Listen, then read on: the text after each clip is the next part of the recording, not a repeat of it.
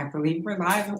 Greetings, everyone, and welcome to NOIR FEST Q&A. My name is Olori Lolade Sionbola. I'm founder of NOIR FEST, NOIR Labs, and I'm here with Shevelle Dynott and Luna Bec, who produced the film. Well, Shevelle starred in the film, and Luna produced and directed the film called Breath. I didn't actually direct it. We did have another director, but I was part of the concept, and obviously I made the song. So, yeah. Okay. I will remind us the director's name. He's called Stefan Georgiou. Stefan Georgiou. Okay. I think that was in our back notes. So we are in the midst of NOIR FEST, ending this Sunday, and we've curated amazing films. If you haven't seen the films yet, go to noirfest.eventbrite.com, and you'll get to see Breath and Free to Be Free, whose Q&A is coming up later today, and some other amazing films that we're just so honored to get to share with you. And so we get to speak with, Shevelle and Luna today and hear more about what inspired the film, the process of making the film, how the film has gone. It is, it's in between a music video and a film, a short film, but really poetic, really beautiful. And just want to hear from our the amazing team behind the project. So just snap your fingers and stomp your feet and help me welcome Shevelle and Luna. So welcome, guys. Thank you guys so much for this amazing project. I want to give you a chance to talk a little bit about your background even before, starting this project. And I'll let you start, Luna, because this was your baby, your vision. And so just tell us a bit about yourself and how you, landed on this project and what made you reach out to Shevelle. Yeah, sure.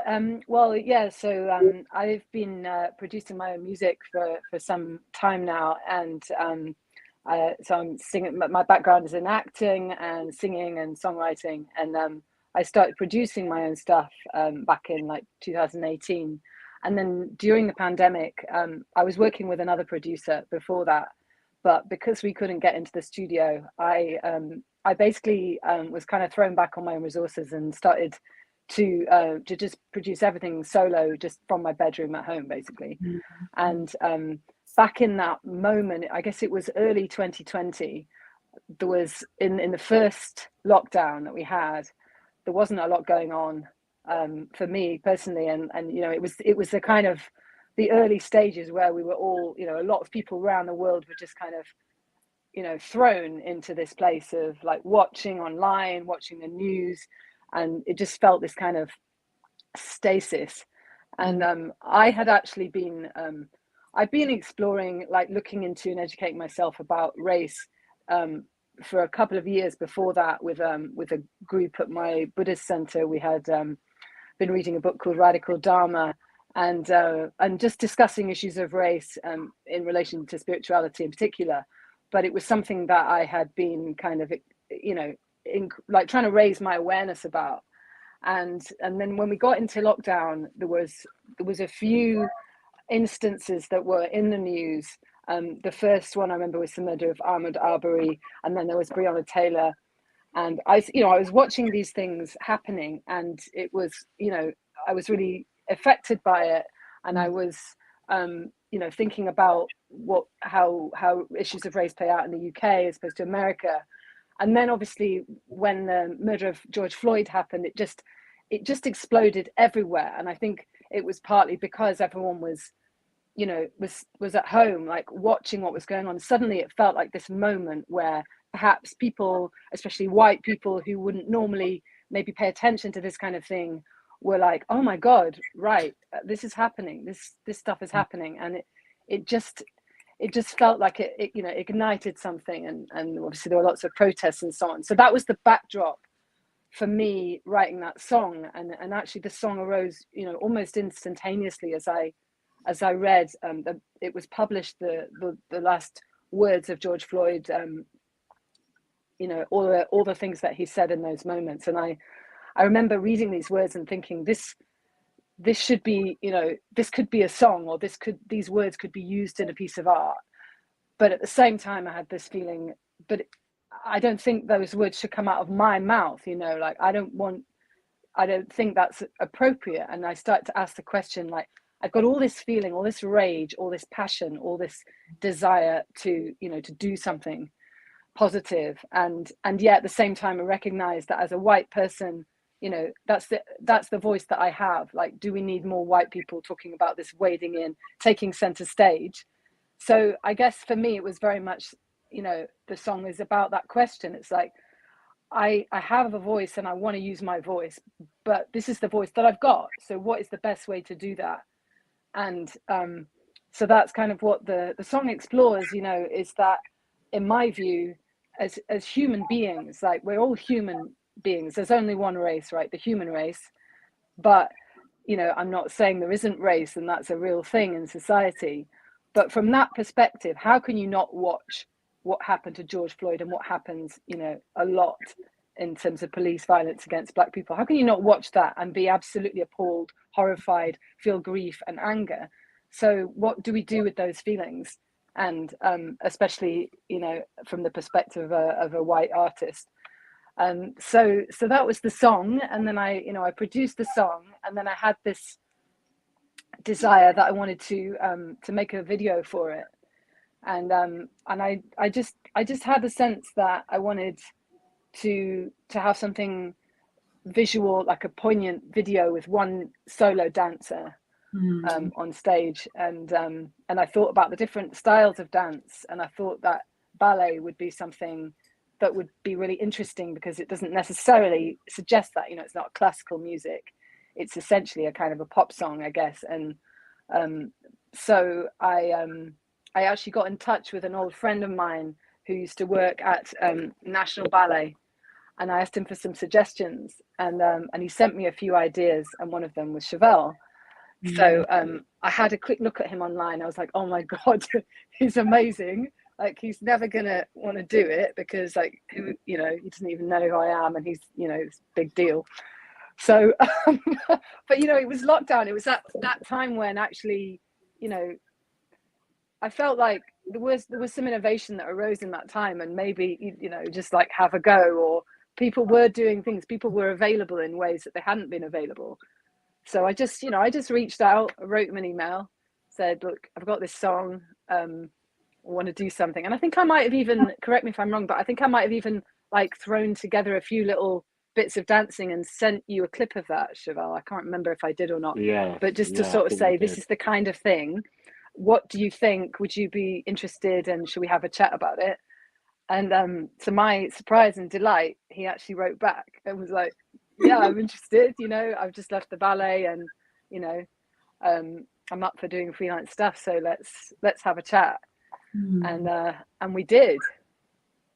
And you did. And I want Shevelle to pick up, you know, tell us a bit about your story. So I'll just share a little bit, and I want to hear more from you. So you grew up in Brixton, and, you know, I think it was the National Ballet. There was an organization that came to your school and discovered you, and then, like, supported you in becoming a dancer. And then you were, like, the first Black ballet dancer, you know, at the national level. You were like talk about it. You were like, you had some very big position in the British Ballet.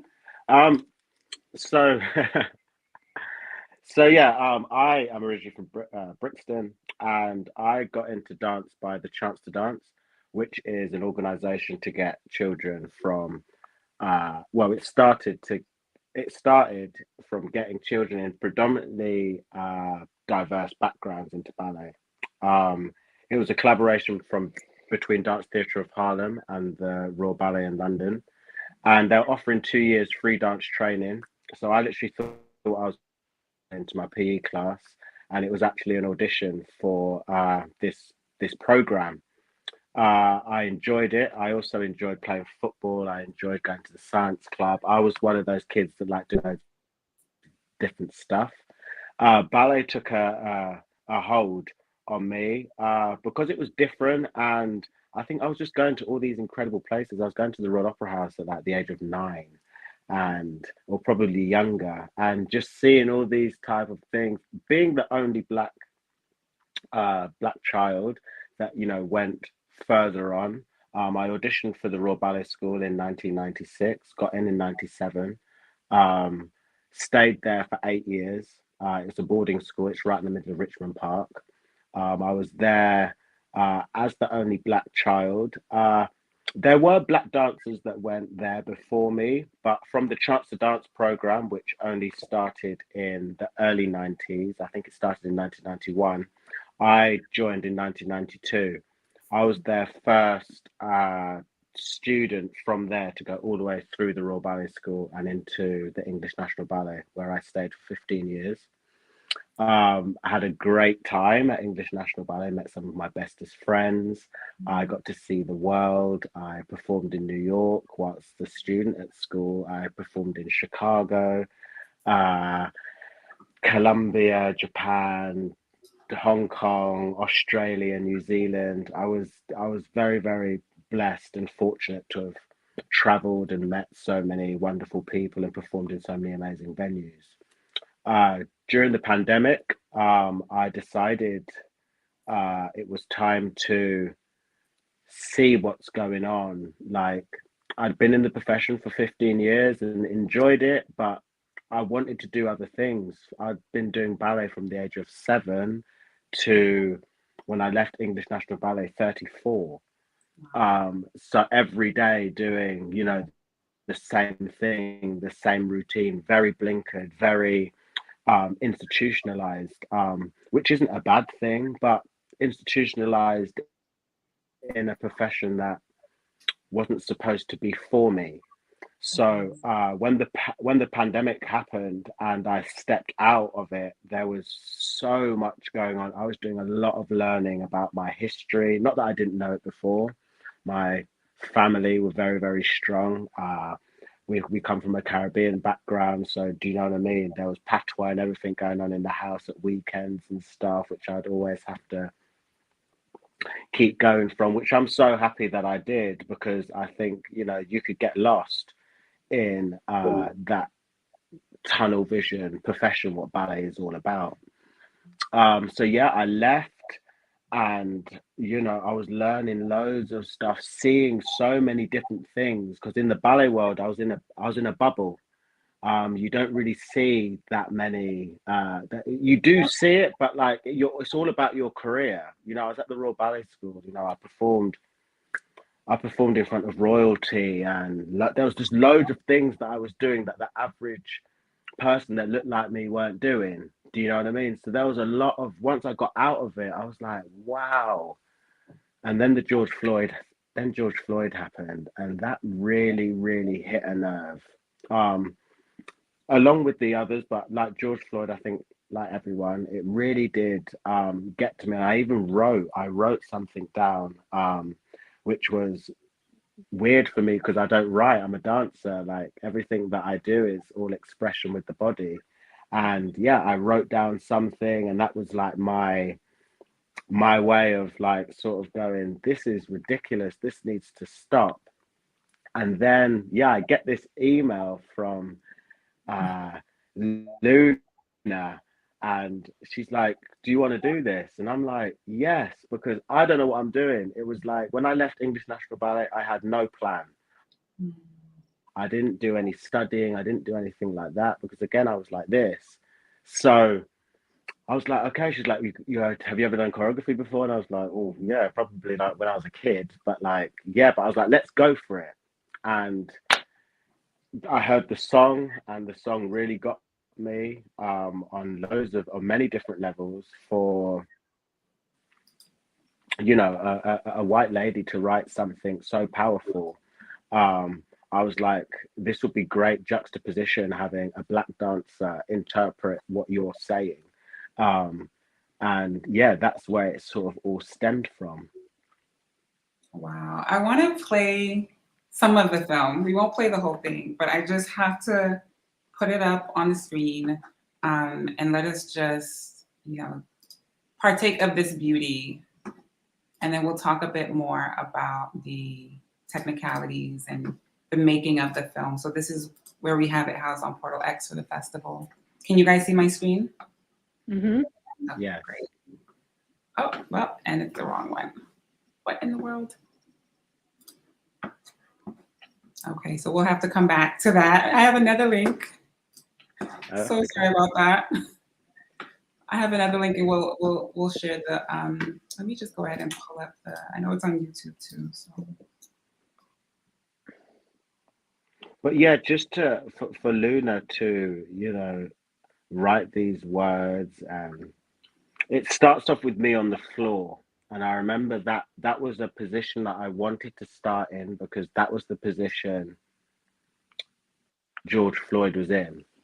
Mm. So that was for me. That was something, and I'm breathing and coming down, and breathing and coming down, and that was something that I really wanted to emphasize. And the song's called Breath as well. So it sort of started from there, didn't it? Really, I remember going into this going into the Buddhist center where we were rehearsing, and I just laid on the floor, and I was like, I think we should start here. Mm. That is um, a powerful beginning to it. I have it pulled up now. We're gonna play from YouTube. Just share my screen again. Can you guys see my screen? Not yet. Yeah. Okay. Let's try again.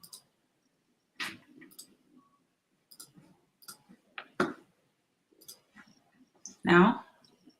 Something is happening. Yes, there's something's definitely. Oh, here we are. Yeah, Oh, who's that? yeah. Here we are. Who's that? That was good. So let's just play a bit of this beautiful breath.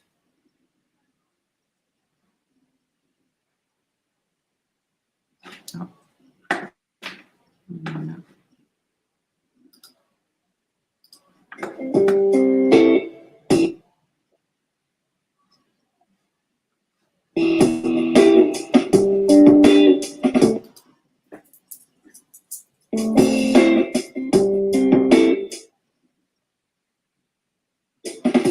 Time does it call this rage?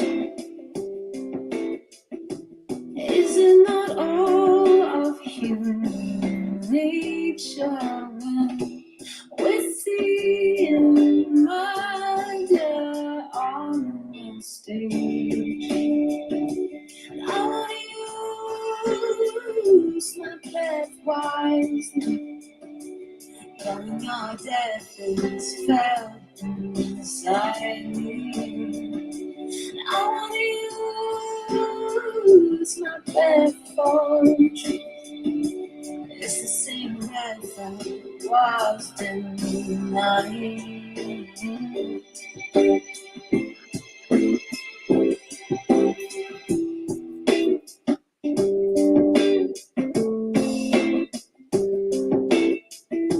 To when does it fall, this fight? Is it not time we storm this prison of white? There is a virus of blindness. I want to use my breath in defiance. Going injustice feeds on silence. I want to use my breath wildly. I will not lie them blind, accepting the lies that I told to keep this stranglehold of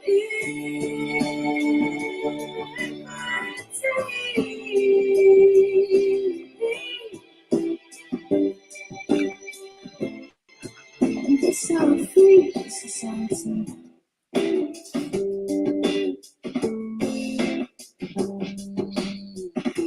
It cannot hold. You know, it's hard to stop watching. It's hard to stop watching, but I want people to go and watch the whole thing. So I have to just stop it there.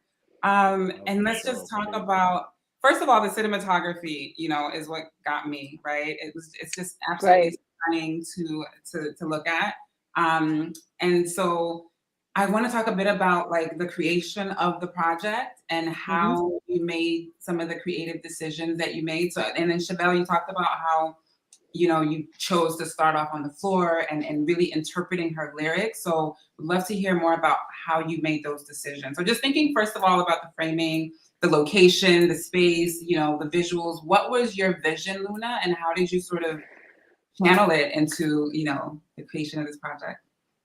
Yeah, so yeah, the idea of doing it in a theatre was there from the beginning, because I think a part of it was that, you know, we were in lockdown and all the theatres were closed, and Chev had just left the National Ballet, so there was this sense of like, you know, that the arts are kind of been shut down, and also there was this campaign in the UK at the time about trying to advertising to artists to retrain in other professions. It was like, you know, we had this sense of like we're being told that art is no value in this new climate, and so there was something very poignant about the theatres being closed, and yet, you know, this idea that like that's in the song about, you know, we're seeing murder on the world stage, there's no theatres, but we're all sitting and watching what's happening online. So we kind of wanted to do it in a real theatre for that reason, just empty theatre. And we looked around a lot of places, and it was very difficult to find somewhere that looked right. And also, you know, we were doing this on a shoestring budget. We found the Clapham Grand, and the Clapham Grand were very generous to us and gave us a really good deal on the space. Eventually we found that, but we had a lot of like ups and downs on the journey of actually making it. I mean, when we first got together, we started to rehearse. We were donated a rehearsal space by the London Shambhala Centre, and in Clapham, also South London, and we would meet up there, and Chevelle would warm up, and we'd talk about everything that was going on, you know, like talk about the issues in the song, and then we kind of work together on the choreography, on the direction of it. Chevelle was coming up with the moves, and I was looking at it from the point of view of the director, and we kind of crafted this concept, I guess, that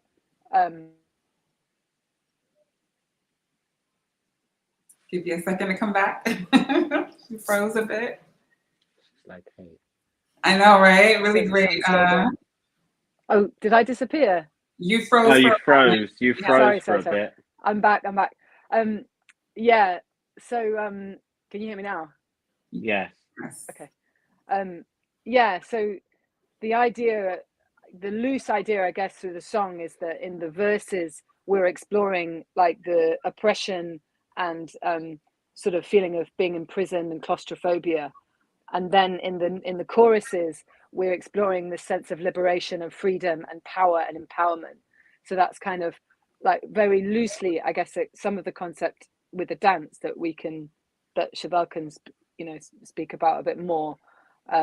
But in terms of just want to say for the cinematography, that's Morgan K. Spencer. He's the cinematographer on it, and he was instrumental in. I mean, it's absolutely stunning, his work, and also he managed to get us again, like on loan, absolutely top notch camera equipment, which we would never have been able to afford actually. That was loaned to us for free, basically. So that was MCX Films. So again, like we were very, very fortunate, I think, in that the project, the song, but also I think having Chevelle on board.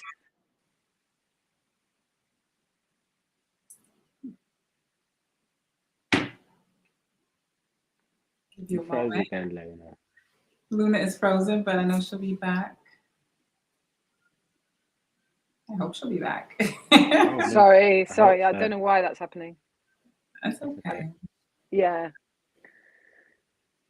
That's cool. Yeah, so it cut you off when you were talking about you know, having Chevelle as part of the project, and how folks were sort of like helping out and chipping in, and you know, giving. Yeah, I think that, you know, having Chevelle on the team was, I think, a big magnet for other creatives to get involved, because, you know, he's obviously really good. So they wanted to be part of it. Stop You it. know, Stop I mean, it. having a song is nice too, like, but there's something about Yeah, the the visual song's aspect of fantastic. that. It's like, okay, so there's already a collaboration going on, and we were always at the heart of it, and then we managed to kind of, you know, magnetize other people. And we had another cinematographer, and then he had to drop out the last minute. We had a venue, and then that fell through, and you know, when it finally came together, it was like we just had this tiny window of time, and we just had to go, yes, okay, we're doing it. And then we managed to get, you know, Stefan, the director, and then Morgan came, and suddenly it was like, okay, it's there. But it was, you know, like the way these things often are, it was pretty, you know, Synchronicity. fragile. Wow. Yeah. Wow. Beautiful. So Shevelle, I want to hear from you in terms of your interpretation of the lyricism, and this part where you're in the stairwell is really my favorite. And and hearing you talk about like how you decided to, you know, how you choreographed the film. Just share like your, you know, your. I mean, I think Luna touched upon it. All the verses were definitely. I felt that, you know, you did feel really trapped, and I really wanted that to be very visual. We would go around this like amazing theater, and we'll be like, that corner's perfect, and it was like a little stairwell, which you knew that like loads of people would be just walking up and down it and didn't really pay any mind. But if from there to like really have a body, and just like the movements were all started very small, and then will, you know, have a bit of expanse, but you weren't allowed to go to your full expanse, just because of that oppression. And I felt like to have those in tight corners. There's another bit in another verse where I'm in a very tight corridor. That was again showing like you can't. There's nothing that we can really do to like get out of this. This is where it's like a box that you're being put in. And the chorus, like every chorus, everyone loves the chorus. That's the bit that everyone knows. That's the bit where everyone is liberated, and those I wanted to have like jumps, so I wanted to make sure that the arms were wider and there was a sense of freedom. um the the beginning part, as I said, was from the George Floyd. There was a part where I'm lying down on the floor like this. I remember when I was doing my own history, you know, to go back to slavery, not to sound a little.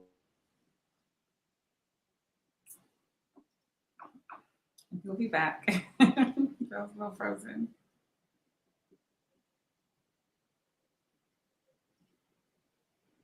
Come back. Come back with us, Shevelle. We're talking so good. I know. Oh, Hello? yeah. Yes, you're Hi. back. Sorry, did the same thing happen to me? So Yes, sorry. yeah. But you were Next talking, I one. think, about the beginning and you know. You're talking about slavery. You just. Oh, actually, What yeah, bit? doing your history and What yes, yeah. what You're bit talking did you about doing get your to? family history. The bit where you said you're lying on your back and you'd been looking into your own Oh, okay, history and yeah. talking about slavery. Yeah.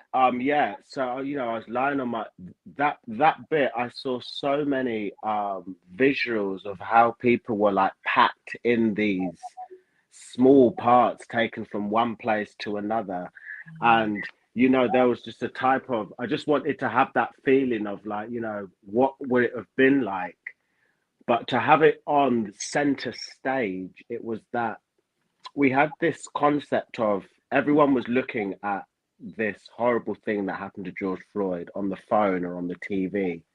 And we wanted to sort of have the TV and phone be the stage. So everyone was looking at that. And there was a concept of me just lying down there going, you know, we were in these type of things. Like, can you, like, how could this have happened? Like, type of thing. And it's the same sort of thing that's happening now, but in a completely different way. So I was trying to get some visuals from that. I was also right at the end of the piece. I'm like there, like looking out, like into the audience, which is always a lovely part when you're a dancer at the end of a show. That is like the most liberating part when, you know, you're everyone's clapping, and it does feel so nice. Even if the show was bad or whatnot, just that appreciation. But I sort of had that look on my face to be like, you know, we're still here, and we're still trying to push through. And you know, you can even make it to this point and it's still, you know, sometimes doesn't really mean anything, but the fight goes on. Mm. Um, Wow. so yeah, it was the whole process was, you know, we went through loads of emotions. I mean, I think we were both we were like I think we were each other's therapists as well at some point, because you know we would go in and we would hear what was going on in the news, so we'll have a good half an hour or 45 minutes to like talk about something, and maybe some of those stuff that we'd spoken about would, you know, give me an idea to go, okay, how could we, you know, do this? What camera angles will be able to, you know, accentuate this part? But the lyrics for me were the one that were the catalyst for most of the movement. You know, they were so powerful, they were so poignant. And one of the best things about being a dancer is interpreting those moments in movements, and to have that opportunity for the first time as well. It was great. It was great. I feel so happy to have been able to do something like that, especially coming from the world I did. Mm. Yeah, Beautiful. yeah. Beautiful, beautiful. So go ahead. Did you want to say something, Luna? Yeah, I was going to say, I think, you know, talking about it now, it strikes me that one of the interesting things about it was the main body of the song that's on the stage is a complete routine, which when we filmed it, we rehearsed it over months and months. And when we filmed it, Shevelle, you did that routine from start to finish a number of times. Mm-hmm. And so, you know, I edited the project, and I picked bits from everywhere. But what when we got together with Stefan, the director, and Morgan, the cinematographer, what they brought to it was then another level, because they brought the idea to use different spaces in the building, and you know, those bits like in the stairwell and those corridors, just like, you know, bring even more to it, because we had this finished piece, but then we added these other bits, which and the movements that Shevelle you're doing in that is basically improvised, isn't it? I mean, we basically just, you know, said like, go, here's the space, you know, do something. And so it's like, I guess it's a combination of really choreographed movement and then like spontaneous movement, Oh, isn't it, in 100%, those moments, which 100%. is really, it's really nice. It was also like one of the biggest, well, the biggest in that time. Everything felt big. Just walking down the shop felt big during lockdown. But it was so collaborative. You know, we Yeah. had like the music, we had like the dancing, then we had, you know, this amazing director and cameraman, and we literally had one day in the theater. We had one day, and it wasn't even a full day. It was like you had this time to this time, and we just had to make sure everything was down. I mean, I remember my body was like, ah. Wow. Wow. I remember my body going, wow, we've got to do it again. But we were like, well, we can't come back tomorrow. Like, Yeah. today is the day. So the Yeah. collaborative feel between all of us, and the energy was just next to none. Like, I don't know how. Sometimes when I look at the video, because I looked at it recently, and I was like, how did we pull that off when the world was on its knees? Like, you know, we pulled off something, and that was what was so special about it too. You guys definitely nailed it. Yeah.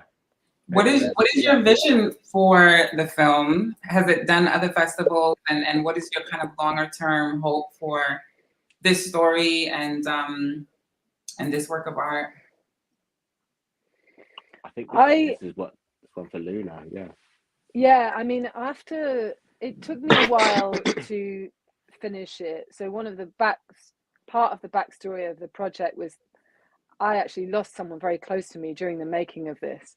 And when I look back at it, I also think, how on earth did I manage to pull that thing off? But the state that I was in mentally for quite a long time after, actually, you know, and I think that slowed me down when we'd done the day of filming. It was took so much that it took me a while to, you know, come back to it, edit it, and then finally release it. It was, you know, so a few months. And at that point, I'd had to move house. I had to move out of where I was living. I was in a pretty bad place for a long time. You know, I had a lot of life issues to sort out. And so, you know, I launched the video, but I didn't really have too much energy to do anything else at the time. But then, like a few months later, I started to think, you know, this is a really beautiful piece and I want it to get seen. So then I did write to a few festivals, like one of which was this one. But you know, like when it's like when you're an artist, you write, you send things off, and 9 times out of 10 you don't hear anything from anyone, or you just get a rejection or whatever. I'm so used to that I kind of just didn't really think anything of it. I just had this sense of like, it deserves to be seen more than just, you know, the people who land or not on YouTube. So I did do a bit of an advertising campaign on YouTube and get people to watch it and so on. But I'd love it to have an ongoing life. I think the themes in the film and in the song are universal. I mean, we had a moment of people actually looking at this topic head on, but it's by no means solved, right? It's not going away anytime soon. And whilst the particular incident of George Floyd's murder was a catalyst in a way, I think it continues to be relevant and poignant, and Chevelle's dance as well. So, you know, there's always going to be this, I think, this desire to pull together as humans and like find like what are our values, what do we really care about, and how do we voice those, and especially on behalf of, you know, voices that aren't being heard and so on. So I think, I mean, I hope for it to have its ongoing life, for people to see it, to want to screen it in different places. Maybe the song, you know, will have a life as well. I guess I don't really know. All the songs and videos and projects that I do feel like my babies, and there's so many of them now. I just feel like in the end you just got to like put them out there and and let them go. So, you know, yeah. Did you have any hopes for the film? You're unmuted, right? Can you hear me? Sorry, say that again. Yeah, I was just wondering what your hopes are for the film, for Breath. I mean, for Breath, I hope as many people see it as possible. It's a very special piece for me because it was the first thing I did after leaving a profession I did for 15 years. I was out of my comfort zone. After Breath, I have done some other sort of music videos. So to be honest, it was a catalyst as well for me to go, you can do that. So it will always have a special place in my heart, because when I left my company and I was free falling, I like to call it free falling because I didn't have any plans. It was the first thing that I sort of, you know, hooked onto, and it was, you know, Luna was my rock at some point, because we would meet together and that was our thing. Do you know what I mean? If anyone was going to stop us, like a police going, oh, what are you doing? I'd be like, well, that's my. We all have to have like certain little groups. Do you know what I mean? At that point, Luna was like mine. Like, do you know what I mean? I'm going to my social circle. I forgot what they call it. Bubble. Yeah, your bubble. You had to be in like, and so I was like, that's my bubble. A bubble. You guys know it's been 3 years this month. You know, I think I don't know the exact date that coronavirus was named in, you know, a pandemic, but it's literally been exactly 3 years since the pandemic, you know, officially kicked off. So just thinking about the legacy of Breath, I think it's very special because of the, you know, the racial dynamic, right? Being able to, as a non-Black person, to be able to see like, this is how I can contribute. You know, I want to do something. I want to contribute in some way. And really allowing Shevelle, you know, someone who has the experience, to embody the feelings and the emotions of you know, what that moment meant for Black people and really for all of us as a race. So I'm really curious for you, Shevelle, when you talk about Luna being like your therapist, your rock, and you guys being that to each other in that time. What do you think other, you know, other white folk, other allies should take from this project, and then just sort of the legacy of how you guys work together? I believe, it's, I can understand when people can say, you know, it wasn't us that did that, and especially the people now. Do you know what I mean? Time goes on, but it's listening. That's all you have to do. It's listening. We're not actually asking, I think, as a community to get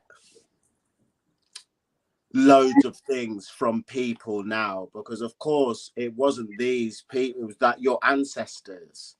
But you just to open your ears and actually understand that there has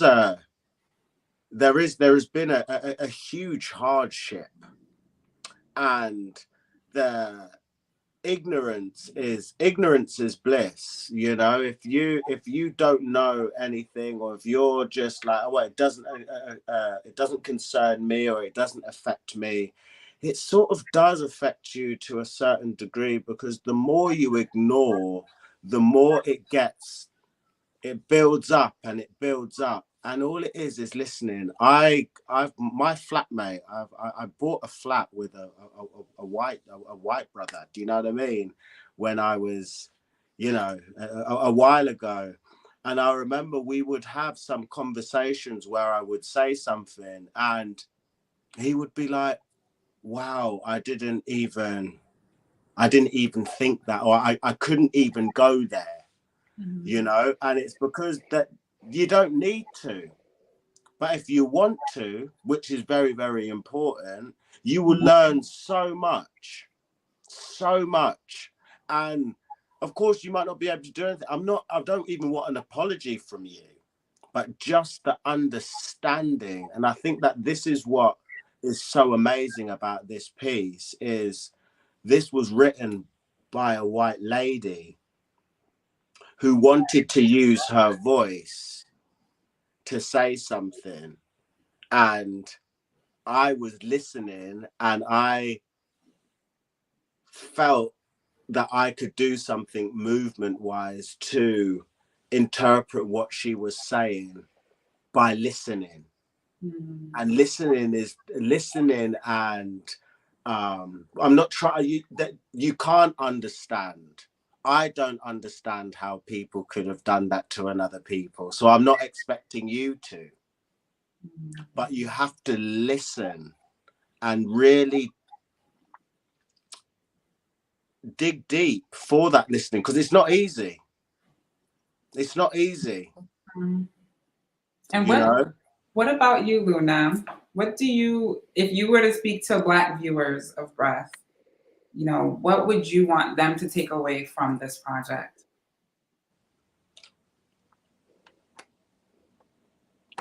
I mean, I feel like that's a question I've never asked myself, actually, because in a way, I've often thought that my role in this is more to do with addressing white people, because I think, you know, I don't think I've necessarily got anything to teach Black people about their own oppression, you know, or I think it's more, or liberation. Like, that's Chevelle's doing that, you know. I feel like, whereas maybe what I'm doing is, it's a really, really difficult subject. It's a really difficult one, because I don't feel like I have anything to teach anyone, really. Like, I think it's a really, it's uncharted territory in a way. And, you know, Shevelle and I were discussing this. He said there's not many pieces like this, you know, where white artists are trying to tackle the subject of race. And there's a reason why, you know. I don't know if there's not many people doing that work. I think there are people doing that work, but it's not easy to know how. And so, I mean, I mean, I think it's a good question because it's one that I haven't really thought of. I guess I'd be interested to know what, you know, from your perspective, like what made you think, oh, this is an interesting piece, or like what spoke to you about it? Because for me, I guess I've only wanted to like Shevelle said, like listen and learn and be there, like be part of the fight, part of the journey, part of the because I think it's actually, you know, I sometimes draw the parallel with gender, with, you know, feminism and so on, that because that's something I haven't an experience of myself, of what it feels like to be discriminated against as a woman. And I'm not saying it's the same thing, but there's certain parallels. And I sometimes think, you know, it's all very well women getting together and saying, like, we've got to have equal pay and we've got to have equal rights and so on. But it's like when men start to get involved and say, oh, hang on a minute, yeah, this isn't right. Not just because it's wrong and because it's unfair, but because we as white people also actually lose out by being in this segregated situation. I mean, there's a line in the song which is like the prison of whiteness, you know, and I truly feel that. But it's like with any diversity, with any kind of call for diversity, it's, yes, there's white privilege and it's a privileged position, and there's male privilege is a privileged position, and there's other privileges too. But just because you're in a privileged position doesn't mean you, like, it's not great for you either, you know. It's not, you miss out so much, like, richness of, you know, collaboration and learning and growing as people. So I think that's the thing that, I mean, I don't know if that's for what viewer that is, you know, but it's just something that I've noticed for myself, that it's in our own interests to get involved in the fight for equality and diversity. Absolutely, beautifully said. And I'll just, you know, we'll start to wrap up. I know we are a little bit beyond the time, but to your question about what made me choose it, and you mentioned something earlier about your curiosity in looking at the distinction between race in the UK and race in America. I spent about a couple years as a child, but then a couple years as an adult in the UK, and I was really struck by the media. And I struggled to understand initially why, you know, there's sort of like a Black British paradigm that contrasts pretty sharply with the Black American paradigm, right? And actually my research at Cambridge initially was going to kind of compare this, and then I changed the topic. But I just remember getting to the UK and my interactions with Black people being so distinct from what it was like in the States and in a lot of other parts of the world. And distinct in that, you know, in the States, there's this legacy of freedom fighting and civil rights.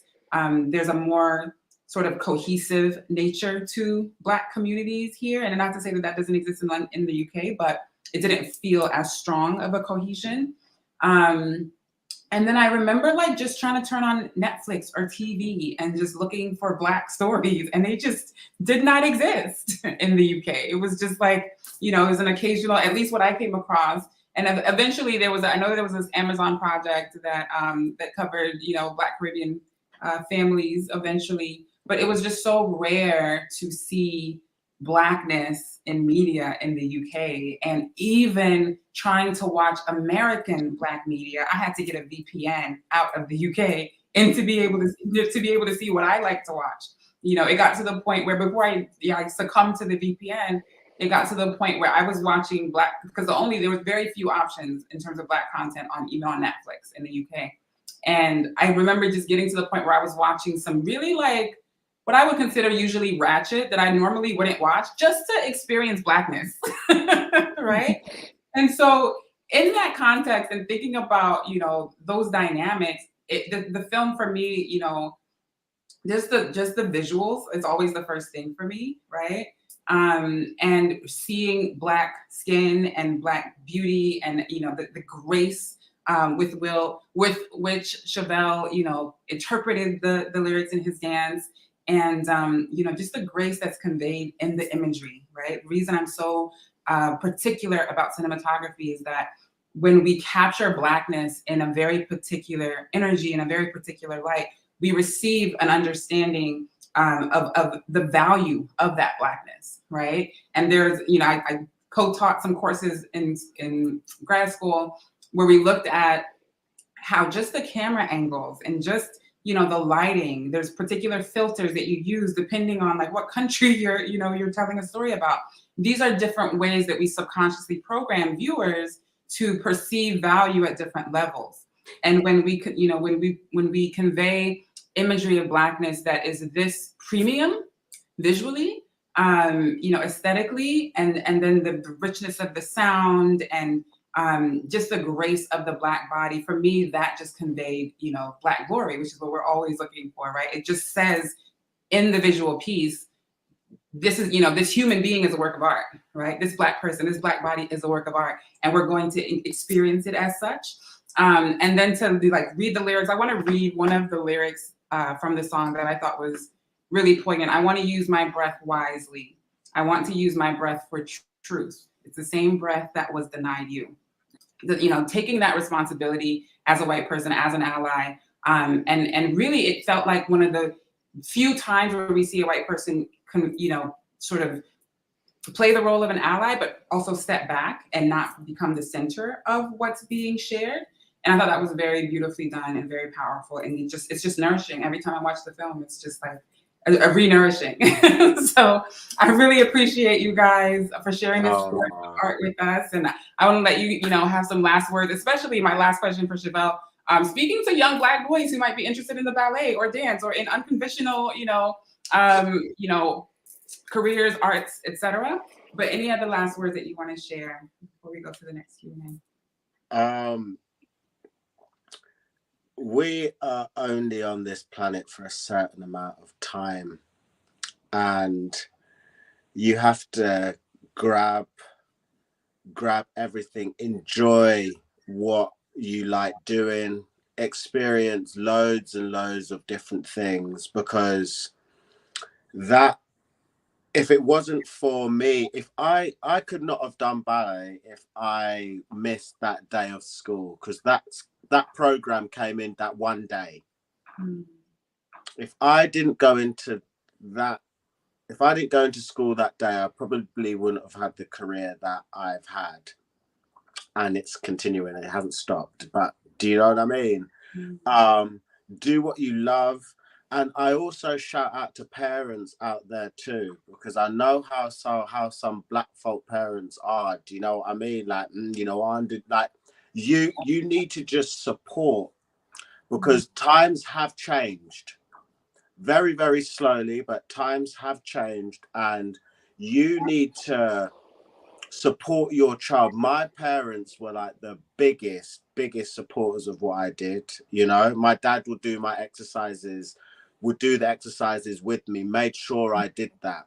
If you have got that figure at home, whether it's your mum, your dad, your uncle, whoever it is, there backing you, then you believe that you can do whatever you want to do.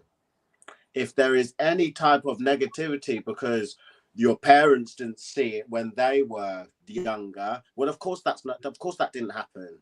Let's not put that onto the new child who is going into a world that is changing, and they could carve something out for themselves, you know. I'm a key believer in that. Like, it's the child should be able to, you know, express themselves in any way that they should, but they should have the backing from their parents 100. Because your time was completely different from the time that your child is going through. I teach now, and when I teach, I'm learning from the children as much as they're learning from me. You know, I can't regurgitate what was told to me, because if I've got any little Black kids in the room, then they're not gonna want to hear that, you know. So do your, like, live your dream, do what you want, and parents, elders, like, nurture them. Do you know what I mean? Nurture them. Thank you for that. What about you, Luna? Last words? I just feel really moved by what you shared about your experience of the project, and it made me see it in a new way, in that beautiful way that when you make a piece of work, you're just thinking of it from your own perspective, and then it has an impact on others in a different way. And well, not even a different way, I mean, just I guess I experienced that beauty, and I love that you see it with a different depth of perspective as a Black person that I didn't have, you know. So to have it reflected back, I just feel like it makes every struggle worth it, actually, to know that can happen, that you can connect with people across, you know, the ocean, across continents, you know, just with this piece of art. Like, we put it out there and you felt it, and to hear your response to it with depth and intelligence, it just makes me feel like, wow, this is amazing. This is like being a person is really cool. And I suppose I also, just in terms of inspiring people, that just for people to know that, you know, anything is, I mean, not anything is possible. Like, I don't know if I believe anything, but so much is possible if you really believe in something that you want to make. I mean, we just believed in it so much, like we wanted it to happen, and we made this beautiful thing, to like you said, this high quality. I think that's what really struck me, this idea of the premium quality of this image. I mean, I just feel like I want it to be inspiring for people, and to know that in the same way as you can make the work of art you want to make, if you really want it enough, you can learn about your own privilege, your own prejudice, your own conditioning. If you want to, you can just find out. You can ask questions, and you can read, and you can so much out there. There's so many ways of learning, and it's like, it's so liberating for white people as well, I'm going to say, to do that work, actually. So it's all out there. You just do it. It's great. Beautiful. Thank you. We have so much more to talk about on another day. I know. I mean, I really want to read your thesis that you didn't write, or maybe even the one that you are going to write or have written. Yes. We're gonna be chatting. Thank you so much, Shevelle and Luna. Thank you guys for watching. You can get to watch the film if you haven't already, noirfest.eventbrite.com, and connect with our beautiful community. Thank you guys so much, and we'll talk soon. Thank you. Thank you. Bye. Thank you. Bye.